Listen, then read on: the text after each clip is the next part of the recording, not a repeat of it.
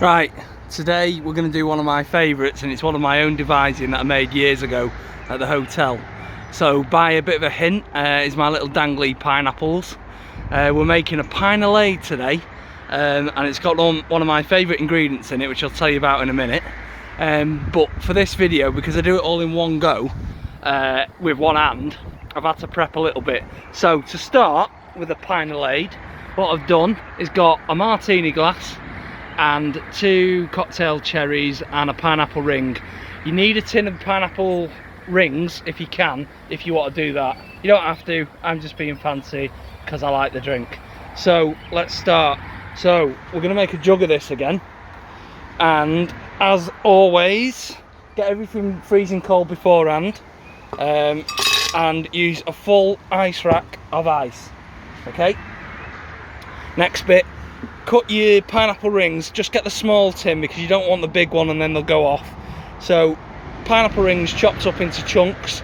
I wanted rings because I want to do that on the glass, and then a couple of cocktail cherries to go with the colour. So chuck them in, all of them.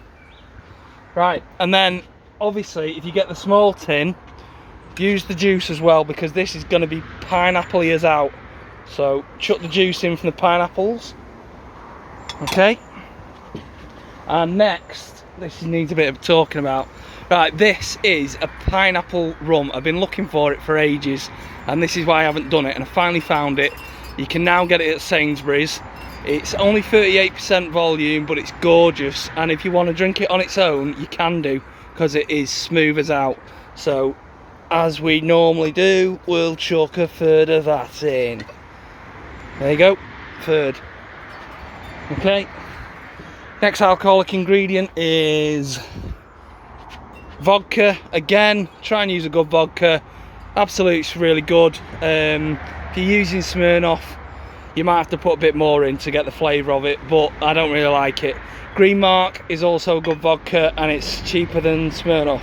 Or New Amsterdam, that's quite good. So third again. Okay, next non-alcoholic ingredient is obviously the pineapple juice.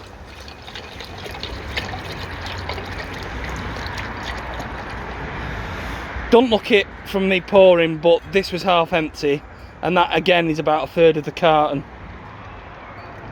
So that's about right. You'll see it getting thicker. If you need a little bit more, if it's too watery, just put an extra little bit in.